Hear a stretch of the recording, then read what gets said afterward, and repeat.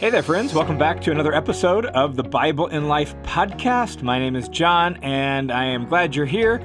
Last week, we wrapped up a series just looking at various facets of what does it mean to be a disciple and to make disciples. And we wrapped that up last week. And what I want to do on this episode is share a message that I preached at a church locally here a few weeks ago, because the message was out of the book of Mark.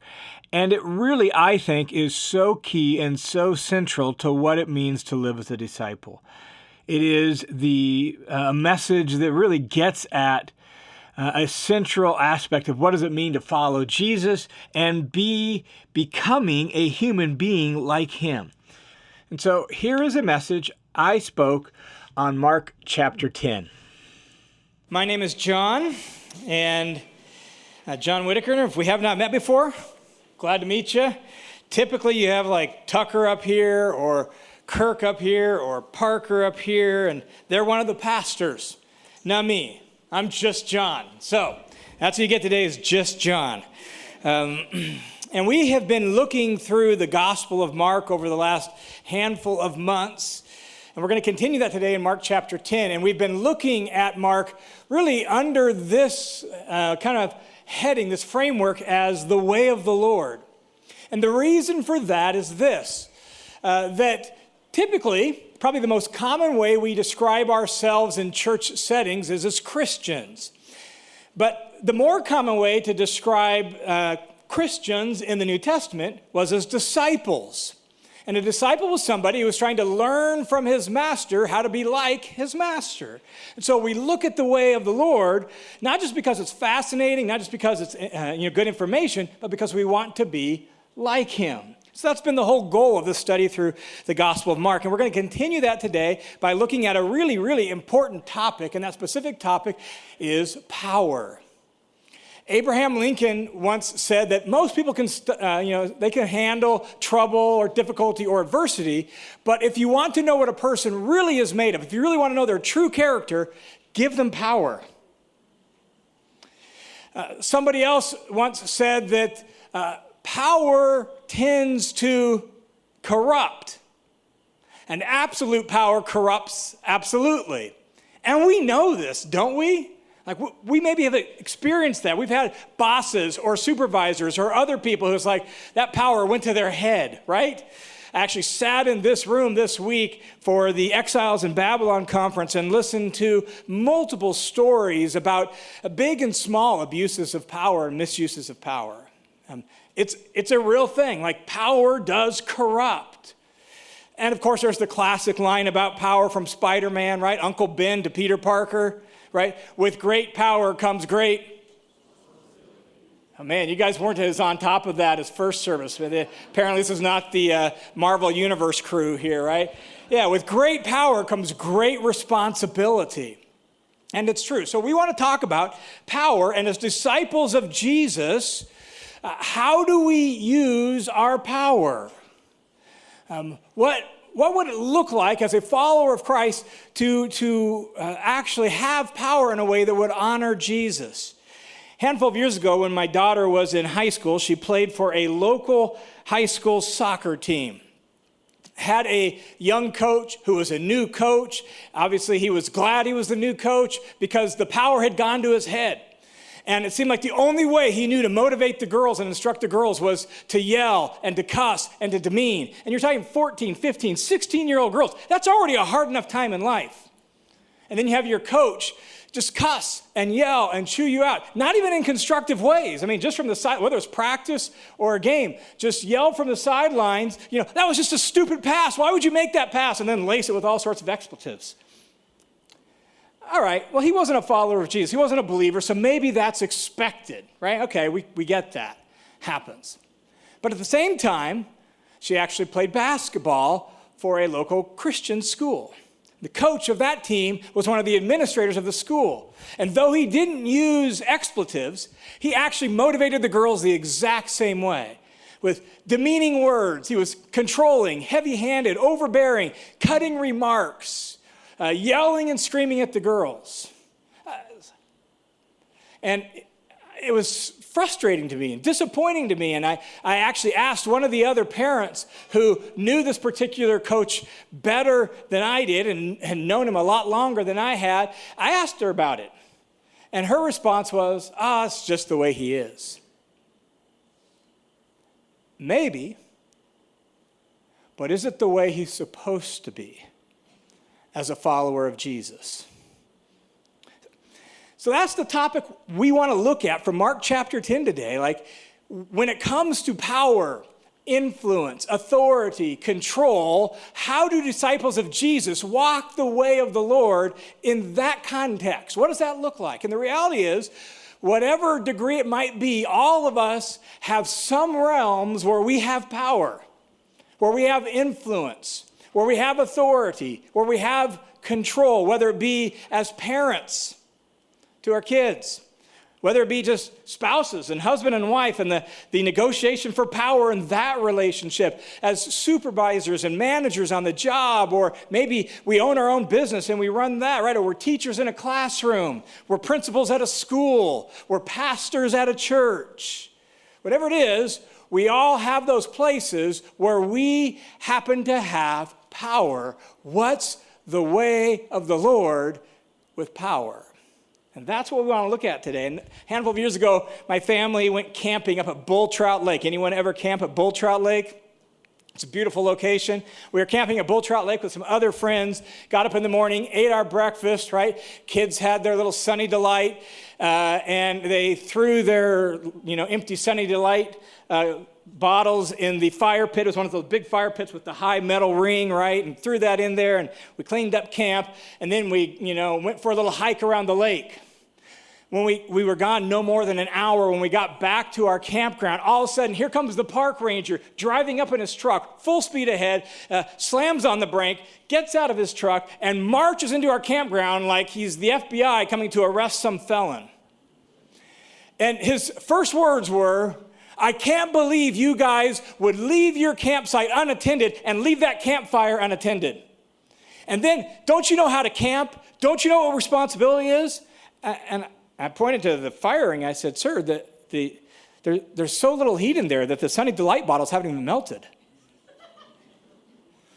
He continued to chew me out, and then he was like, "Well, that's another problem. You left garbage in your campground."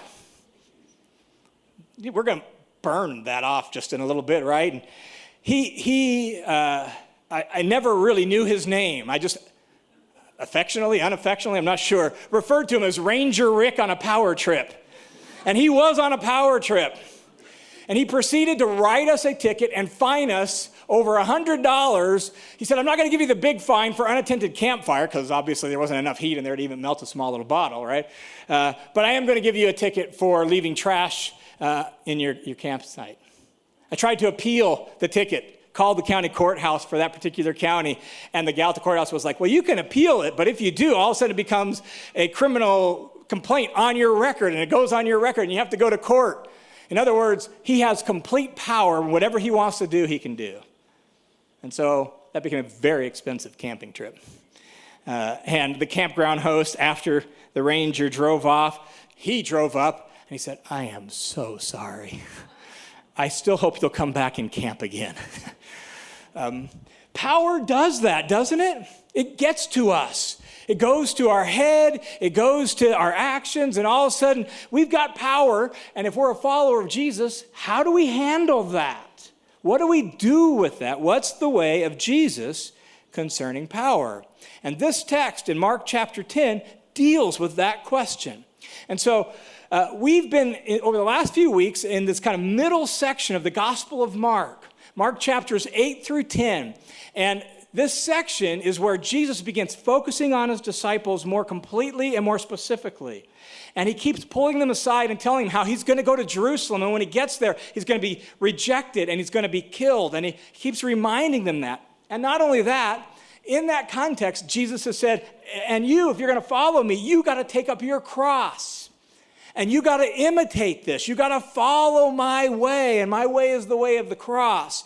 And what we learn in Mark chapters 8, 9, and 10, as Mark tells this story and shows us Jesus emphasizing this, what we learn is this. It's that the way Jesus dies is the pattern for how disciples live.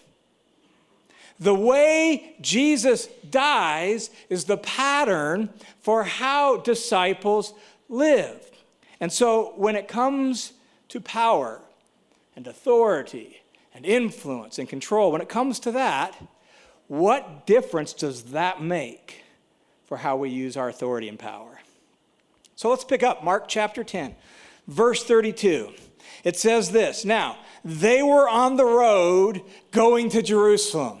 And we need to remember where we're at in the story of Jesus' life. We're at the climactic moment where he's almost to Jerusalem, and he knows it's going to be his final Passover in Jerusalem. He's going there for the feast, and he knows it's the final one leading up to his death. In fact, next week, we're going to celebrate Palm Sunday. That's the Sunday where we celebrate Jesus' entry into Jerusalem as king. We're on the road there in this story. And so they're on the road heading to Jerusalem. Jesus knows what's going to happen. And notice, Jesus was walking ahead of them. Jesus is a man on a mission. He's going to Jerusalem. He knows what's going to happen, but he's a man on a mission. So he's out in front of the group. And his disciples are behind him. And as they're behind him, it says, and they were amazed. And so his disciples they're amazed at Jesus' resoluteness, his determination. He's focused on a goal. He's a man on a mission. In fact, in Luke's account of this, Luke chapter 9, it tells us that Jesus resolutely set his face towards Jerusalem. He's focused on it. And his disciples, they've heard his teaching, but they can sense something in Jesus, and they're amazed by his determination and his focus. And then those who followed were afraid. And that's the whole entourage. It's also, on a pilgrimage up to Jerusalem for the Feast of Passover. So you got this whole crowd, and Jesus and his disciples, and those who followed, they're afraid because there's a sense of foreboding. The rumors about the authorities wanting to kill Jesus have been swirling for months. And Jesus now heading into the place where they have the power, they have the control. And so this entourage can sense this foreboding, and they're afraid. And in that context, Jesus does this. Again, he took the 12 and he began to tell them what was going to happen when he gets to Jerusalem. So he pulls the 12 aside and says, here's what's going to happen when we get there. We're heading there, and here's what's going to happen, saying, behold, we are going up to Jerusalem. And the Son of Man, Jesus' way of referring to himself, the Son of Man will be handed over to the chief priests and the scribes, that is, the religious leaders there in Jerusalem. He's going to be handed over to them, and they will condemn him to death. He's focused. He's a man on a mission. He knows where he's going, and he knows he's going to die. They will condemn him to death. And they will hand him over to the Gentiles. That is the unbelievers, the people outside of the people of God, the non-Jews, the Romans who controlled the region at this point in time. They will hand him over to them, and they will mock him and spit on him, and they will flog him, which means to whip him viciously, and they will kill him. And 3 days later, he will rise again. Jesus knows exactly what's going to happen when he gets to Jerusalem. And he knows it's not going to go well for him. And is he avoiding it? He's walking resolutely towards it, even though that's what it's going to cost. Now, in that context, where Jesus has been telling the 12 this over and over and over again, and helping prepare them for that, helping them understand it, even telling them they need to imitate it, in that context, look what happens. Verse 35. 2 of the 12, James and John, the 2 sons of Zebedee, they come up to Jesus saying to him, Teacher, we want you to do for us whatever we ask you to. You know how that goes as if you're a parent, right? You're a 4-year-old or your 3-year-old comes up to you and says, Dad, Mom, I want you to do whatever I ask. Well, here comes James and John to ask this question. Teacher, we want you to do for us whatever we ask of you. And in Matthew's version, we know that they didn't even come themselves. They actually got a broker to broker the deal. They got their mom to go. And in typical Middle Eastern fashion, this is normal, right? If you have a big request, you want someone to broker the deal for you. It's kind of the way the Middle East often works. And so here they come, and they get a broker, a mediator, to make the request, and it's Mom. And James and John are standing, and Mom asks the question. My boys, they have something they want to ask of you. And then Jesus said to them through Mom, what do you want me to do for you? And they said to him, here's their request. Remember the context. They said to him, grant that we might sit on your right and on your left when you come in your glory. He's going to Jerusalem. He keeps telling him he's going to die, and all they can picture is this glorious messianic kingdom with him as the king sitting on his throne. And their request through Mom is, we want to be your right hand and left hand man. We want the chief seats of honor. We want the chief seats of power. We want control and authority in that kingdom. Jesus, we want you to do whatever we ask. And this is like true to life, isn't it? So often people clamor for authority, clamor for power. They try to climb the ladder and they don't care who they push down on the way to the top, right? So often that happens. And so often the people who most want power should have it the least. True? So here's James and John, 2 of the 12. Jesus on his way to die, and they're clamoring for power and control and authority. And here's what Jesus says to them. Verse 38, Jesus said to them, you do not know what you're asking. You don't understand my kingdom. You don't get my way. You don't have a clue what you're actually asking me to do. You don't know what you're asking. Are you able, Jesus says, to drink the cup that I drink? Are you able to be baptized with the baptism with which I am baptized with? What does he mean by the cup that I drink and the baptism I'm baptized with? What is he referring to? His death, his suffering, his self-sacrifice. Are you able to drink the cup of self-sacrifice? Are you able to be baptized in the waters of self-giving love? Are you able to do that? Why would Jesus ask that question before he gives them a straightforward answer? And the reason is this, that in Jesus' kingdom, only those who have been marked by the cross are capable of wielding power properly. Only those who have consumed and ingested and taken into themselves the self-sacrifice, self-giving of the cross can actually wield power in a way that truly honors King Jesus. So he asks them, are you able to do that? Are you able to do that? And they say, with all their bravado and all their self-assurance and all their confidence, we're able. We can do it. Because they don't have a clue what Jesus is really getting at. They don't realize what it's really going to cost. And Jesus said to them, well, guess what, guys? The cup that I drink, you will drink. The baptism that I'm baptized with, you'll be baptized with it too. In fact, James, this very James, is the very first apostle killed for his faith in Jesus. You can read the story in Acts chapter 12. About 14 years or 13 years after these words were spoken, James was killed by Herod Agrippa. Yes, indeed, they will learn the way. Yes, indeed, they will learn what it's going to cost, and they'll learn how to lay down their lives. They will be baptized with Jesus' baptism, the self-sacrifice and the self-giving. But, verse 40, to sit on my right hand and my left, that's not mine to give, Jesus says. It's for those for whom it has been prepared by God himself. And Jesus says, you don't need to worry about that. Quit seeking after that. Quit clamoring for that. God will take care of that. Your job is to learn my way, to drink my cup, to be baptized into my baptism and my way of life.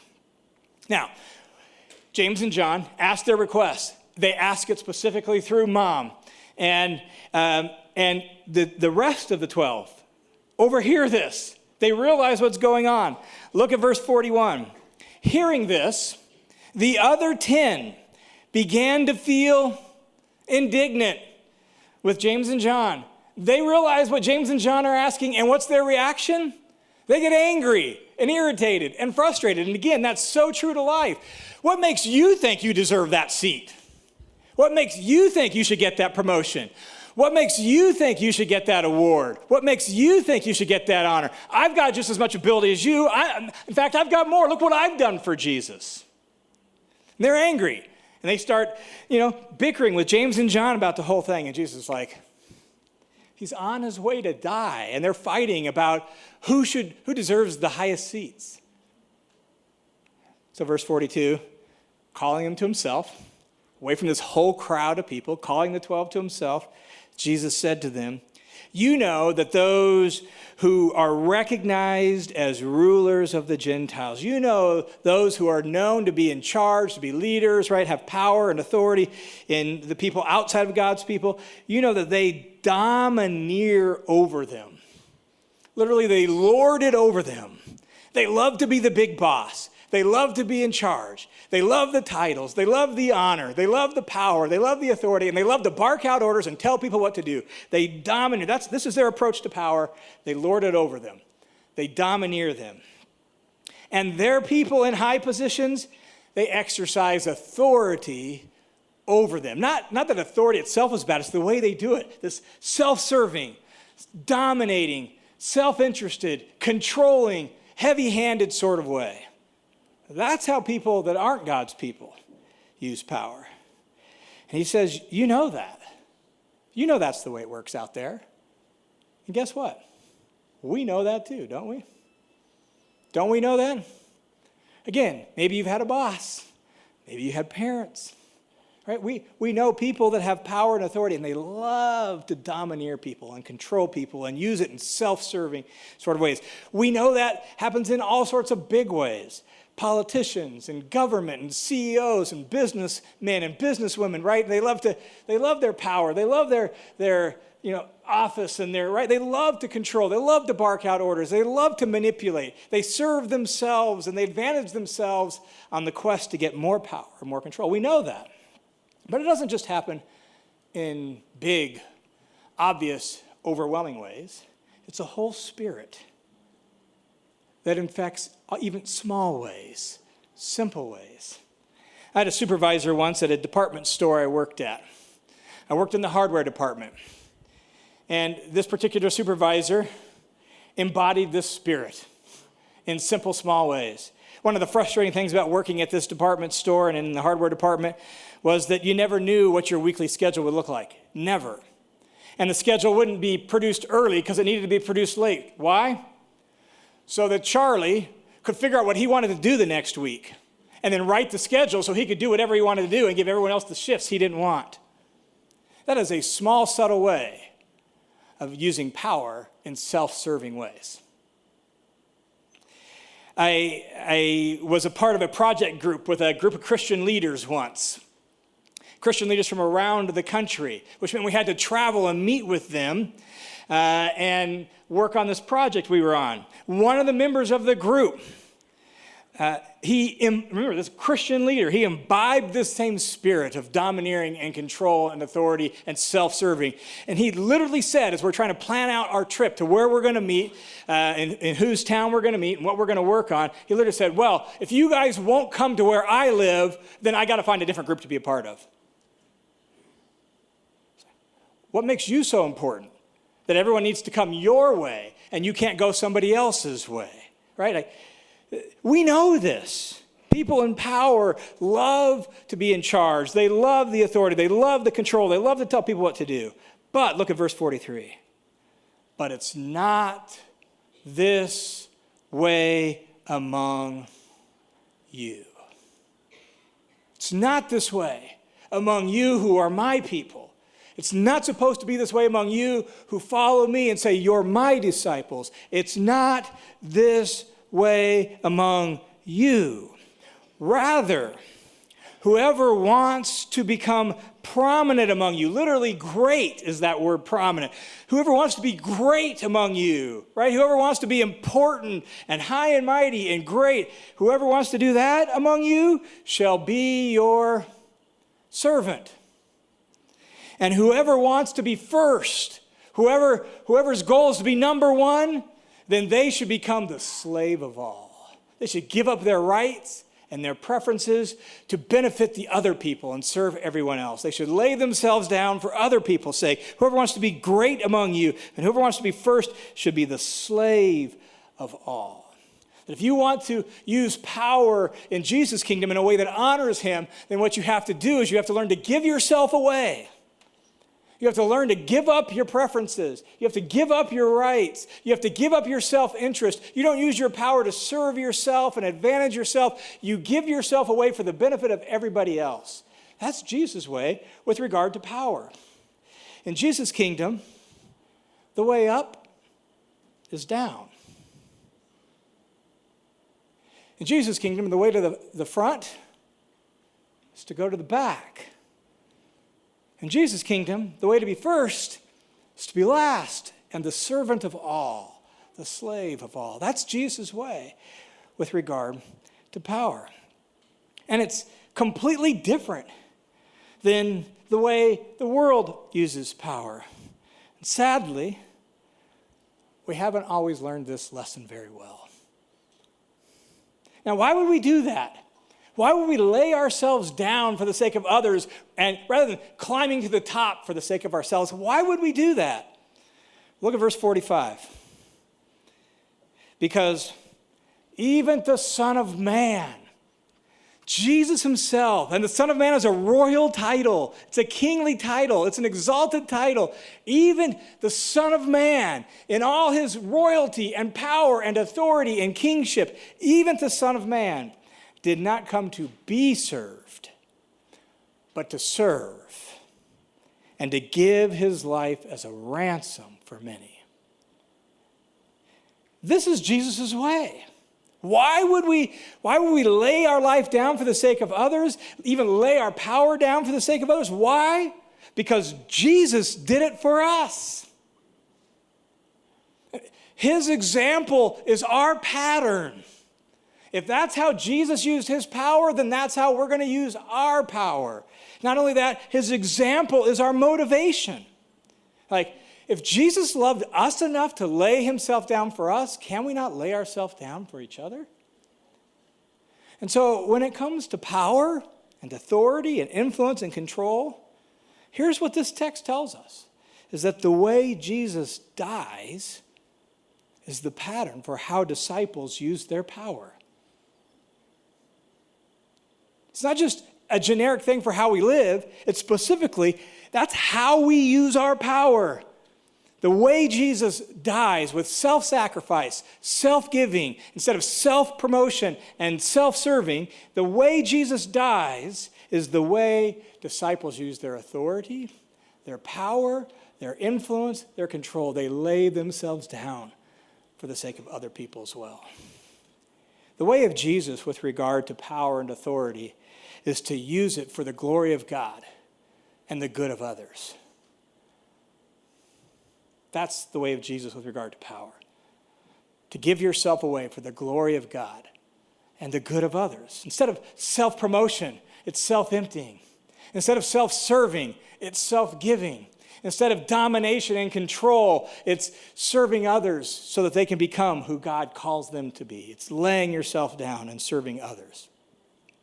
So what does it look like? What does it look like when we lay the cross over our power and say, in those places where I have authority or influence or control or even some kind of other power, official or unofficial, what does it look like to embody the way of the cross with regard to our power? I actually asked my wife this as I was working on the sermon and wanted her input and her thoughts. And so I told her what I was working on and kind of pitched that question to her. And her first response was this: well, it starts at home. If you're going to embody the way of the cross with regard to power and influence and control and authority, it starts at home. And she's right.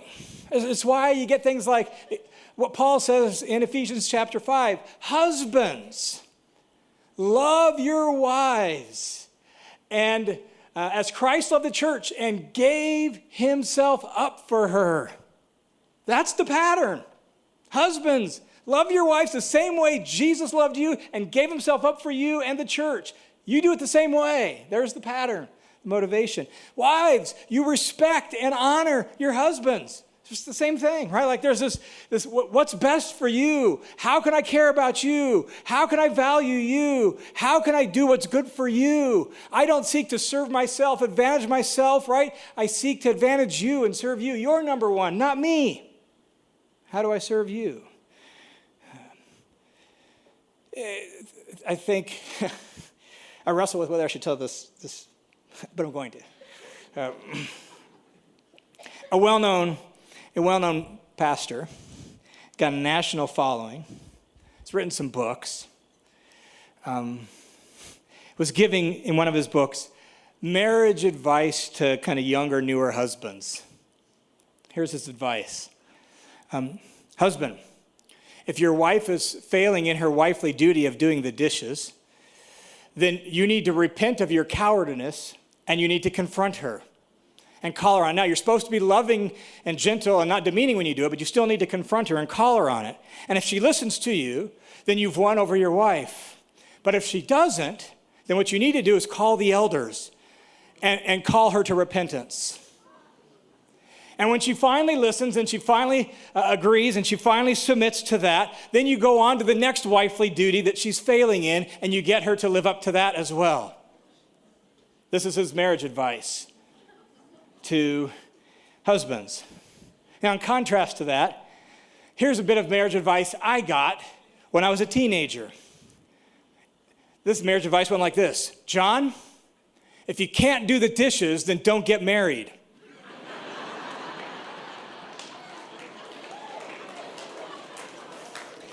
That marriage advice came from my grandpa. And he wasn't a follower of Jesus. But which of those two examples sounds more like lay down your life for her? The way of Jesus with regard to authority and power is to serve others for their benefit, not to serve yourself. It's true with kids and parenting as well, right? C.S. Lewis once quipped that I've seen more bad behavior from parents towards kids than kids towards parents. It's true.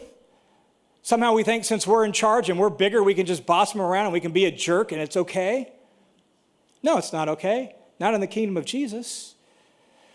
Parenting done wisely and parenting done well and parenting done after the pattern of Jesus is to lay your life down for the sake of your kids, for their benefit, to build them up and to give yourself away, serve them, to be attentive and to listen, right? To have conversations and be there for them. Man, when you have teenagers, some of you have either already had teenagers, you're in the teen years. When you have teenagers, why is it that they always want to have the important conversations at like midnight? And you got to get up at 5 a.m. and go to work. Do you have the conversation or you just put them off? Well, you lay down your life for them, right? The way of Jesus with power and authority and control and influence is for the glory of God and the good of others. It's to sacrifice yourself for their benefit, whether it's as a husband or a wife, whether it's as a mom or a dad, whether it's as a supervisor or a CEO or, right, whatever it is, a manager, whether it's as a teacher in a classroom, and the way you interact with your students and you talk about and you talk to your students in the classroom, and the way you give your time for that, whether it's the principal to school, whether it's the president of a homeowners association. Some of those people can be bad, right? And how do you do it? You take power and influence and authority for the good of others, and you lay your life down for them and serve the whole. Now, does this mean that there's never accountability? There's never correction? There's never hard conversations? Is that what that means? Like, as a parent, you have to have accountability and correction and hard conversations at times. As a boss or a supervisor, you have to have hard conversations. Sometimes you might have to fire somebody. But the spirit in which you do it and the way in which you do it is not to serve yourself and benefit yourself. You do it for their good and out of respect for their human personhood and their dignity. And that changes everything. The way Jesus dies with self-sacrifice and self-giving, that's the way we use our power and our authority in whatever sphere that power and authority shows up. In whatever relationship it is, we use it for the good of others and the glory of God, not for ourselves. Not for ourselves. So, the band's going to come out. We're going to sing another song. And that song is going to lead us into communion.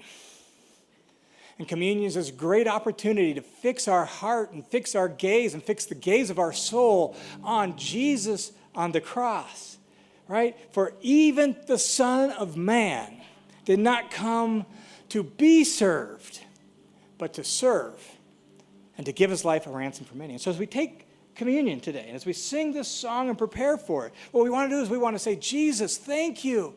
Thank you for not just paying for my forgiveness, but giving me the pattern for how to live my life. And so we're going to stand, we're going to sing. I'll come back up after the song. I'll lead us in communion. This is an opportunity for you to meditate on the cross and to realize this is the pattern. This is the pattern for how we live our lives. It's the pattern for how we use our power and authority. All right, thanks for tuning in to this week's episode of the Bible in Life podcast. Pray that's helpful and encouraging to you, as well as challenging and thought-provoking to you. May God bless you. May he lead you. I look forward to talking with you again next week.